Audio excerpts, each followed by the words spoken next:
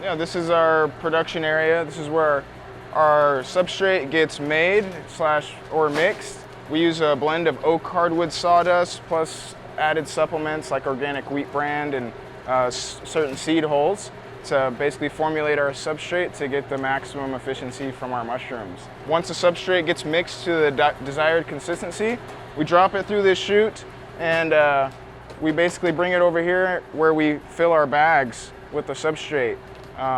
Bags are filled up to approximately 10 to 12 pounds, and then from there we make our way into the sterilization area where the substrate will be sterilized for a prolonged period of time to make sure we kill off any microorganisms or competitor molds or fungi in order to give our mycelium the head start that it needs to basically conquer the substrate. Quickest folder in the West. Yeah. So yeah, we're just folding up our bags. Yeah, we do about 180 bags per cycle, and we do that 3 times a week. Each bag typically produces about 3 to 4 pounds of mushrooms. That's on the first flush, and sometimes we get 2 to 3 flushes, totaling probably like up to 8 pounds, 6 to 8 pounds per block. So we try to get the maximum biological efficiency from our mushrooms, basically being able to turn the substrate into fresh mushrooms. So yeah, right now I'm just folding the bags. Before they go into the sterilizer, we just got to make sure that they're folded over properly. And that's basically it. Pretty simple process. So yeah, we got a nice rolled block right here. This is mainly for like our shiitake mushrooms and our reishi. All of our mushrooms can grow on this substrate. We do formulate it a little bit for our oysters and lion's mane, and we add certain seed holes to increase that biological efficiency and to basically get more mushrooms on our first flush. So here in this room we see a bunch of like shiitake blocks, and the mushrooms that are growing in these bags are growing off of this same substrate blend.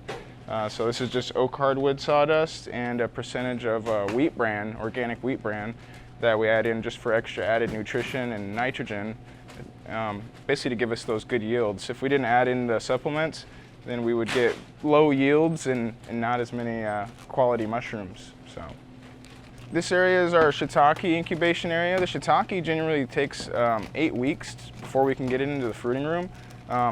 Most of our mushrooms are typically 3 to 4 weeks before we get them in our fruiting room, so this mushroom does take a little bit longer. We can see the mushrooms at this stage beginning to like popcorn. This was inoculated January 30th, so it's rolling along really nicely. As the mushroom begins to mature, you let the blocks ripen and they begin to turn brown. And this is a block that's ready to go into our fruiting room. It's ripe and ready. So yeah, generally a lot of new growers will mistake the brown for contamination, but that's actually just the mycelium ripening and getting ready to produce a good crop of mushrooms. And yeah, over here we have some freshly inoculated blocks. We can see the mycelium starting to jump off from the grain that it was inoculated with and looking for sawdust to basically break down and utilize as a food source. And yeah, we just have more blocks here that are beginning to popcorn.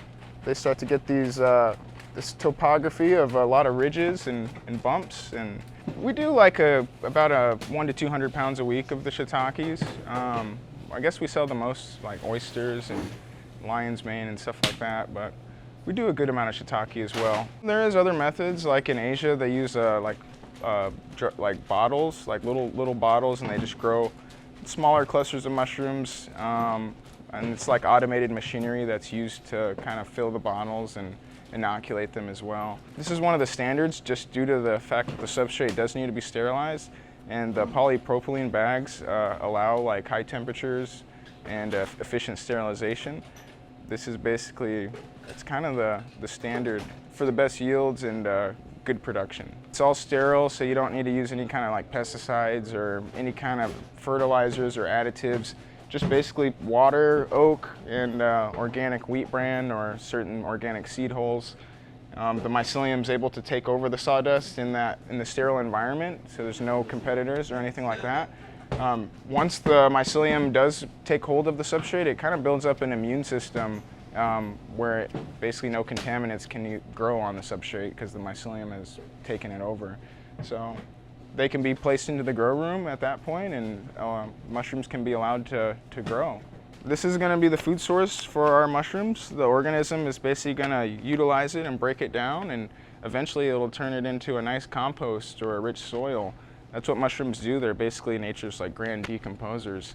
Their job is to break things down and turn it into organic material that can be reused by the environment. So a lot of people can, once we're done fruiting our mushrooms, we can mix these into a compost pile or our garden beds.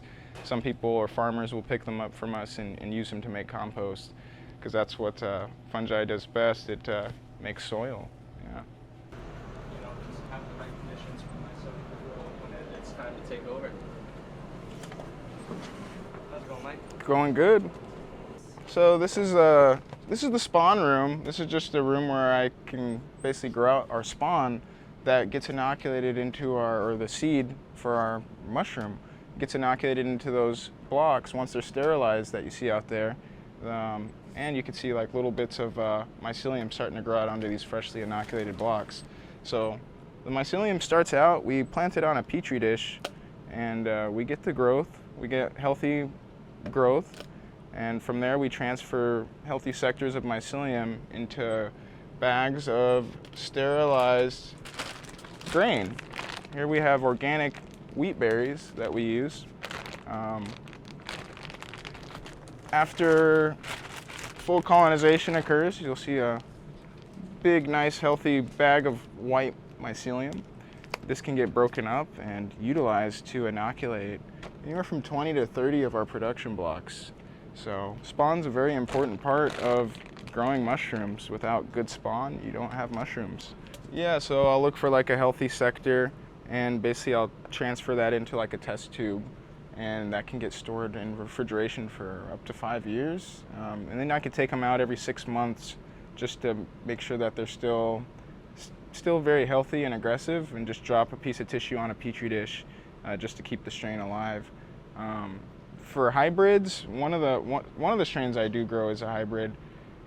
It's pretty hard to do hybrids. I heard that it's kind of expensive, and basically you would need to take spores of 2 different species, and I've heard like rattlesnake venom is used and dropped on the spores to kind of denature the cell wall, and then basically 2 mating spores of different species can be combined to create a hybrid. But we haven't gotten there yet for creating our own hybrid. The hybrid that we are growing is called like a black pearl king trumpet. It's a cross between an oyster mushroom and a king trumpet. So it's a beautiful mushroom. It grows out in these nice clusters of beautiful dark marbled caps, and it kind of looks like an oyster and a king trumpet in one. So yeah. I'll get them from basically different growers, culture libraries, places that basically are keeping a lot of diverse cultures in stock. So I have cultures from all over the place. I have reishi mushrooms from like Virginia, California. I have a strain from here in Arizona at Fossil Creek from a grower that collected it in the wild. I have California reishi. So, I mean, I just collect from other growers and other reputable spawn libraries and culture libraries, stuff like that. So I build my own culture library here, and I keep several strains in cold refrigeration for basically us to use at any time. So yeah, that's basically it for the spawn room. Here we have some bags of reishi. This is called a Ganadera multifilum, but you can see the mycelium is really taking over the grain. So soon this will be ready. One thing I do, I label them all G1, so this is generation 1. This is the first transfer from a petri dish into the spawn. This can be now used to make 10 more bags of spawn this size. I can expand the mycelium. This one bag can inoculate anywhere from 200 to 300 bags once I'm done with it. Or you can keep going. So that's the cool thing about mycelium, is you can keep running with it, and you can kind of keep going for a few generations without noticing a decline in viability or the quality. So that's one thing that we do here. All right. Often called the mushroom of the gods, lion's mane has a long history of medicinal use. This popular nootropic has been shown to enhance focus and increase cognition, helping you feel more productive and accomplished. Research studies have also shown that lion's mane is neuroprotective, giving you peace of mind as you power through your day. Try lion's mane and experience the mental clarity and productivity boost you've been missing. This is the sterilization room. This is where we sterilize all of our substrate. In here we can sterilize up to 1,600 pounds of fresh substrate at a time, almost a ton. So everything gets loaded up into these basically these machines, and from there they get turned on and sterilized for a prolonged period of time. We're using atmospheric steam sterilization at this point. So yeah, we usually sterilize all day. They're allowed to cool for another day, and then from there we can unload our sterilizers into our clean room and basically wait for the inoculation process to begin once the substrate cools down to our desired temperature between 80 to 85 degrees. It's heat sterilized, or steam sterilized with water. There's water at the bottom of the drum that's boiled up, and basically steam comes through and sterilizes at a high temperature, about 212 degrees, for basically a whole day. Yeah, so it's a large amount of substrate, or a large volume being sterilized at once. So we basically are ensuring that we're getting the core temperature in our substrate high enough to kill off any microorganisms. If it's not sterilized properly, you'll take it in to inoculate and you'll run into a lot of contamination problems and molds outgrowing your mycelium. So that could be a real blowback for you. Yeah. You're trying to give that mycelium the start it needs to really outrun any of the contamination. Eventually, you know, you're going to get a contamination somewhere in the substrate, but luckily our farm is like at a 99% or more success rate with our procedure, so it works. These will get wheeled into the clean room and opened in front of our flow hood, the HEPA filtration, so no dust or spores lands into the drum. And then they're unloaded onto racks to cool, and from there inoculated with our fresh, healthy spawn. So that's it. I guess I can show you too. Here's like the cultures that are grown out and stored in test tubes. So I just label them, and they're stored in cold storage for quite a long time. I could just take a little piece of tissue and drop it on a petri dish and just keep it going. The temperature is between 36 to 40 degrees for cold storage, and that kind of just puts the mycelium on pause for quite a while, and it lasts for a long time. I mean, there's been reports for 5 years or more. I've had cultures in here or strains going for at least a few years that are still really strong, so yeah, good stuff. So yeah, we have our spawn right here. This is a California reishi, Ganadera lucidum cinti stricto. So we'll take our spawn and just kind of break it up, separate each individual grain, and allow that to become a vehicle for our mycelium.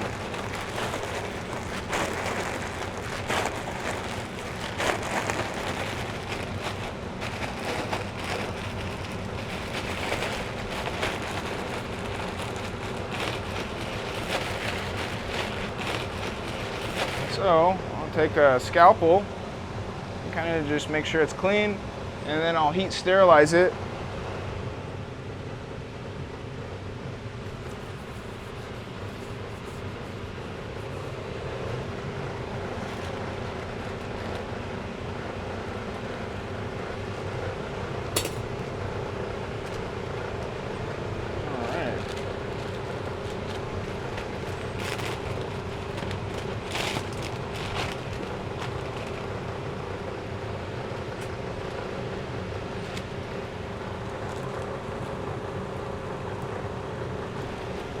So yeah, the bag's placed in front of the flow hood, inflated with a little bit of that sterile air, and then sealed. All right, so now our bag's inoculated, and then we're just gonna wanna shake it up.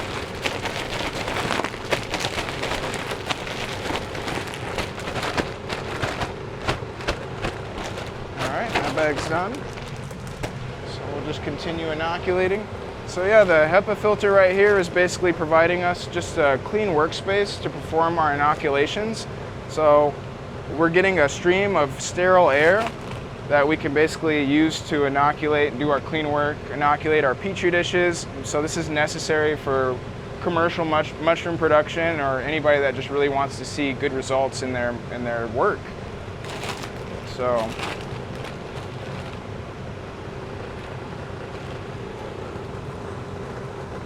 yeah, this used to be done in my house. I used to have a lab in my workspace with a flow hood.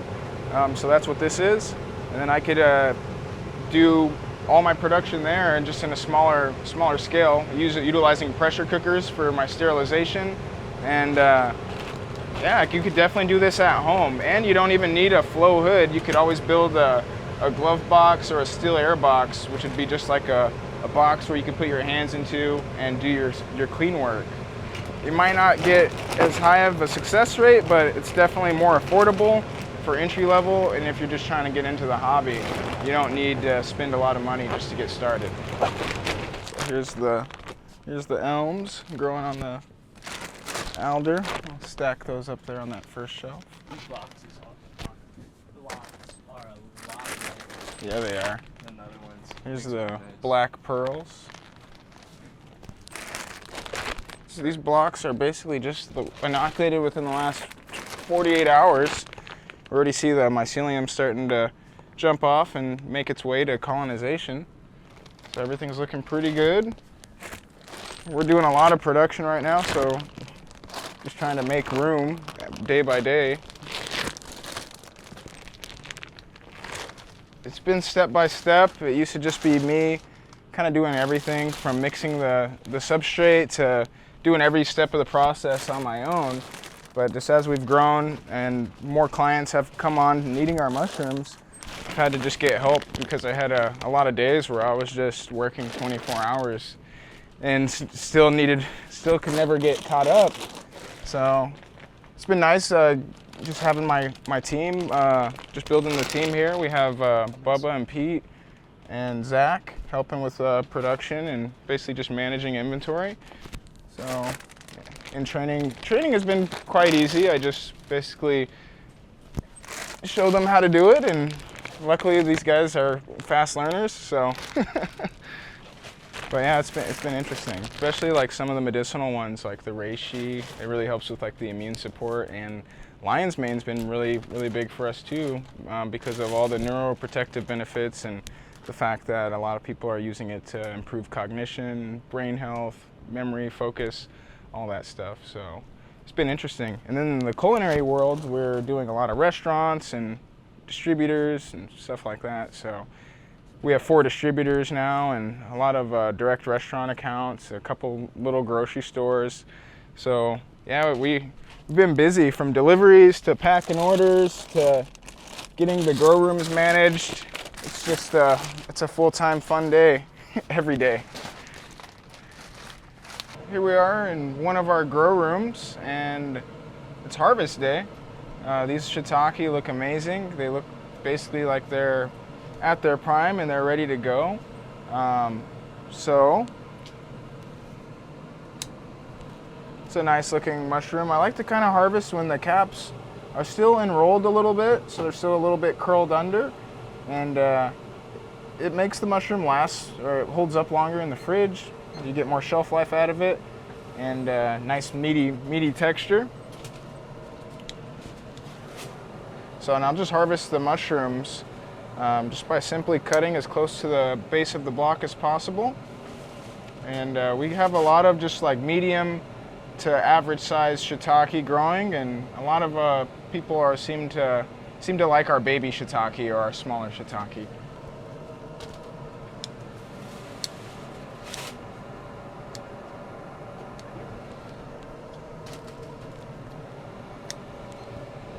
This is a bigger harvest for today. Shiitake always takes us more time than really any mushroom that we grow, just because you have to cut each mushroom off one by one. And so yeah, it just takes a little bit more time. Let's see here. Every direction, 300 60 degrees all the way around. So I'll just kind of prune the bottom so I'm not ripping off mushrooms when I take the block off.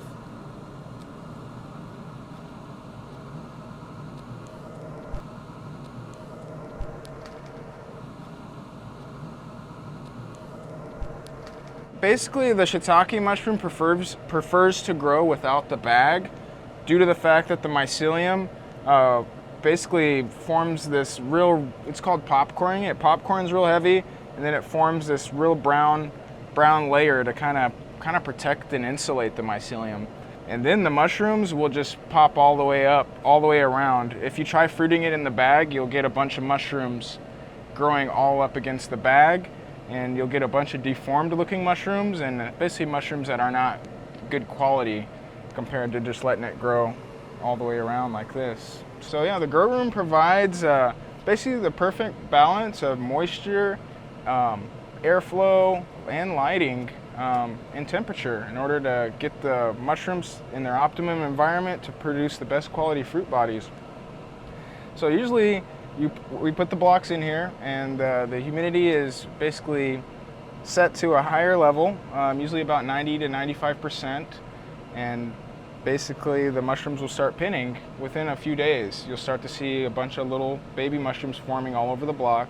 We'll keep the humidity between 90 to 95% for a couple days, and then during the last couple days of the fruiting cycle, we'll kind of drop it down into the 80s to let the mushrooms kind of dry out a little bit, and that increases the shelf life so they're not kind of getting too wet and soggy when you put them in the fridge. Pretty easy once you get it dialed in.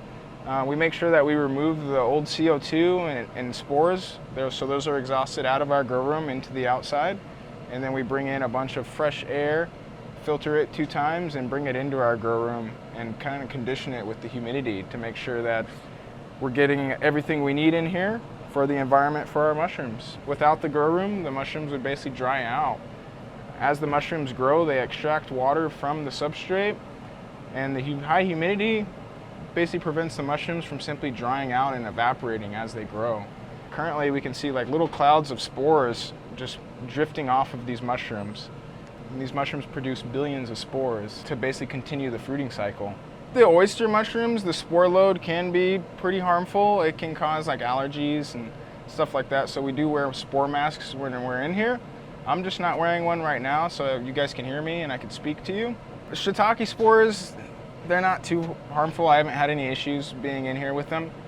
You can get, a stuffy nose maybe at the end of the day. Oyster mushrooms you do want to be aware of because they produce such a high amount of spores that if you are exposed to them over a long term, maybe 10 years, you could develop an allergy to the spores down the line where you just can't be around the mushroom at all. Otherwise you'll start experiencing intense sneezing attacks and shortness of breath, and it's just not pleasant. So yeah, make sure you're wearing your masks if you're growing your mushrooms so you can filter out all those spores and protect your lungs. So yeah, with the shiitake mushroom, some growers don't do this, but we found that it increases the efficiency of the mushroom, and also just gives us a better overall flush. In nature, it was first discovered that the shiitake mushrooms could be grown when they would cut down logs which shiitake mushrooms were growing already on and soak them in water. So what we do is, as our blocks are ready to go in the grow room, we slap our blocks with our hands to basically stimulate the tree falling in nature to shock the mycelium into growing. Once the tree or branch would hit the floor, the mycelium would be shocked into producing the mushrooms because it's basically thinking that its life cycle is coming to an end. So yeah, we give our blocks a really nice smack on all sides, and from there we throw them in our grow room, and that gives us this really nice pin set where we just get mushrooms all over the block, and we're really happy with that. So yeah, and then when it comes time to harvest, then we just basically cut each mushroom right off into our tray, and then from there we can go ahead and pack everything in the next warehouse and get everything to the desired weights in our cases and get them into cold storage. Shiitakes have quite a good shelf life. Once harvested, the mushrooms generally last 2 to 3 weeks. Oyster mushrooms have the shortest shelf life. Usually we're seeing those in about 7 days. They're really no longer marketable. We can take those home and eat them ourselves or possibly dry them and turn it into another product. Shiitake has a long shelf life, and lion's mane, that one goes for about 2 weeks, we've found. So yeah, generally with most of our mushrooms, we're getting about 2 weeks out of the mushrooms before they are no longer marketable. So we're just specializing in wood-loving species, so species that basically decompose hardwood in nature. You'll find them growing off like fresh trees or recently fallen trees. And those strains are like shiitake, oyster mushrooms, more of the medicinal species such as reishi, turkey tail, lion's mane. You'll find maitake growing on oak or in certain hardwoods. We do king trumpet. We do two varieties of like king oyster. We do all of the oyster mushrooms throughout the year: pink, gold, pearl, blue, white. So those are all grown on our hardwood substrate. Shiitake mushrooms, of course, and creminis and button mushrooms and portobellos. Those are secondary decomposing mushrooms. So those mushrooms desire like manure or compost-based substrates that basically we don't really like to, you wouldn't want to keep that stuff under the same roof. We wouldn't want to be growing specialty mushrooms in the same room that we're composting a whole bunch of manure, just because you don't want any kind of cross-contamination getting into your grows. We're able to get a really good entry into the mushroom industry with specialty mushrooms. A lot of people can start off with just oyster mushrooms, and you can grow those on really any agriculture waste, from straws to certain kinds of beddings to basically even newspaper and paper towels. I mean, oyster mushrooms are really aggressive. Coffee waste can be used. Just like a simple pasteurization of those substrates is really all that's needed for it to be effective. So it doesn't need to be expensive or a costly system to sterilize. But yeah, maybe one day we will do portobellos or buttons, but definitely really enjoy doing the gourmet and specialty mushrooms. All the colors, different shapes, sizes that you can get, and also the medicinal benefits that they offer are far greater than what you'd find in like a portobello or cremini mushroom or button mushroom. These are the mushrooms that contain those anti-cancer, anti-tumor benefits, those immunomodulating, immune system enhancing benefits. So these are the mushrooms that I like to eat, and I hope you do too. Often called the mushroom of immortality, reishi is the top-selling nutraceutical mushroom species worldwide. In nature, it grows on hardwood trees and is well known for supporting general wellness and vitality. Reishi has been shown to be a potent immune system regulator and stress reducer, and is frequently used in traditional Chinese medicine. Taken in the evening, reishi can help calm the body, giving you a peaceful night's sleep so you can wake up feeling fully refreshed and ready to take on the day. This is called Ganadera Cil. This is a reishi species from Palmer Woods near Michigan. It's a beautiful species of reishi. It produces these nice antlers and conchs that are really desirable. And this mushroom is mainly used for the medicinal benefits. We can take it and brew it into a tea or make tinctures out of it and utilize it for the health properties or health enhancing benefits that this mushroom offers. It's been used by Eastern medicine for about 4,000 years, so it's definitely good for a lot of things, and it's known as the mushroom of immortality. So we'll just cut these mushrooms off. They're really woody compared to most mushrooms. Most mushrooms are 90% water and 10% tissue. This mushroom here is 70% water and 30% tissue, so it makes a real woody mushroom that needs to be can't be sauteed or cooked. It really needs to be boiled down into a tea to get all those goodies out of it. So I'm just trimming near the base right now, just getting all these. We had a lot of demand for reishi. I wasn't growing that much of it at first, and then I kind of was just doing it for personal, and then I brought some out to the farmer's market and just kind of started sharing with people, and from there I got a huge demand, everybody asking for it, and recently with a lot of things that are going on, everybody really wants reishi mushrooms. just because of the immune modulating benefits and the health enhancing properties that this mushroom offers. So yeah, depending on demand, or if a mushroom's not selling too good, if we don't see it doing too good, we'll just trim back on demand and just grow what we need. I'm starting to see more specialty mushrooms available as they're gaining popularity. A lot of people are catching on to a lot of the knowledge that comes with the specialty mushrooms and health benefits. So we're supplying a couple grocery stores out here in Phoenix. AJ's Fine Foods is one of them, and 2 other grocery stores in the East Valley called the Superstition Ranch Farm Market. And people love them. People are excited to be able to try something new and not your typical average run-of-the-mill button or portobello mushroom, something that has more flavor, and you can kind of get creative with some of these mushrooms and really do something unique. This reishi was inoculated on December 14th, so it's 4 months old. It took about 4 months to get here, from the day of inoculation to now.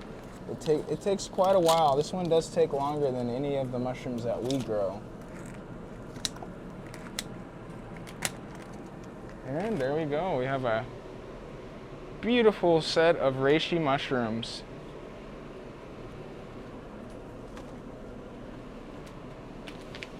That is just amazing. Yeah, reishi typically goes for about 4 months. Day 120 or so is when we harvest. Shiitake about 2 months, 8 weeks. Oyster, I can do those in 3 weeks, sometimes less if it's a pink oyster. Usually you'll see fruits in as little as 10 days from the day of inoculation. So you can kind of play with what strain works best for your time and your schedule. The price is kind of developed by us due to the cost of production, the labor involved for harvesting. Does it take longer? Is it easy? Is there much cleaning needed for each mushroom? And really, how long does it take to grow for us? How long do we have to wait before we can harvest and get the mushroom, the product? So, yeah, oysters are going to kind of be the most affordable from us, just because we can grow them so quick. And reishi is going to be the most expensive because it takes so long. Also, another thing that comes into play is the demand. And is the demand high or low for this mushroom? So like lion's mane has quite a bit of demand medicinally and culinary, so we have a little bit of a higher price point on that one. And typically you'll see mushrooms averaging anywhere from $8 a pound to $18 a pound, depending on if it's wholesale or retail. And then reishi, I mean, it could be up to $15 an ounce dry, or even lower than that, depending on who grew it. If it came from China, you can get Chinese grown reishi for probably like $40 a pound, or $30 a pound dry. All right, well, here's our lion's mane. This mushroom, also called Hericium erinaceus, is a wonderful teeth fungi. So instead of having a traditional cap and gills, this mushroom has these little spines that elongate and give it a really unique look, appearance, texture, and also just qualities. The mushroom is a medicinal mushroom as well as a culinary delight, known for the fact that it can enhance cognitive function, boost your memory, help regenerate old dead brain cells, so it promotes nerve growth factor. It helps synthesize new, NGF through hericinones and erinacines. So we'll just harvest the mushroom. Kind of just pull it right up. I do something a little different. So for the first flush, I like to top fruit this mushroom. I'll grow it right out the front, and it just produces this lovely mass of lion's mane mushrooms. Once that's harvested, the bag will get rolled up and folded over, and then I'll just put a couple of slices on the bag to help for a second flush to pop out. And that second flush will basically be just this nice cluster of lion's mane. So I'm getting the most out of this mushroom. And in nature, this would be a hardwood-loving species that you would just find growing right off the side of a hardwood tree. And Yeah, a lot of people will use it for like a crab or a lobster replacement. They say that the teeth give it a texture similar to crab or lobster. I personally don't eat seafood, but I do love this mushroom, and it has a wonderful flavor. I can add it into like do a mushroom taco with it, or add it into a stir fry with another mushroom, and just get this wonderful texture from it. Once the CO2 levels are real low and the moisture levels are really high, the mushrooms are signaled to produce. High CO2 is something that the mushrooms encounter during colonization phases, and then high O2 levels are when the mushroom mycelium is really starting to break through that surface of the tree and be exposed to conditions basically optimum for mushroom fruit body production. Yeah, and then for the cleaning of the lion's mane, we just have this little bit of sawdust right on the back, and you can just kind of tear that right off or trim it with scissors. And then yeah, we have just a clean, nice lion's mane that's ready for the market or medicine. Thanks for watching. We hope you enjoy our documentaries as much as we enjoy making them. Unfortunately, many of our videos don't earn enough YouTube revenue to afford the cost of production. But if you like our content, the best thing you can do is directly support it on Patreon. Plus, you'll get access to behind-the-scenes vlogs and commentary. If you're looking for something more in return, go to paragraphic.io, where you can buy our other products and services. Alternatively, you can shop our Amazon storefront for our favorite equipment recommendations. Also, check out Boca, where you can find beneficial supplements to optimize your productivity. We especially love the lion's mane and mushroom gummies. And finally, consider signing up to Multitude, a platform built for long-form content, where you and other content creators can share and monetize new videos every week.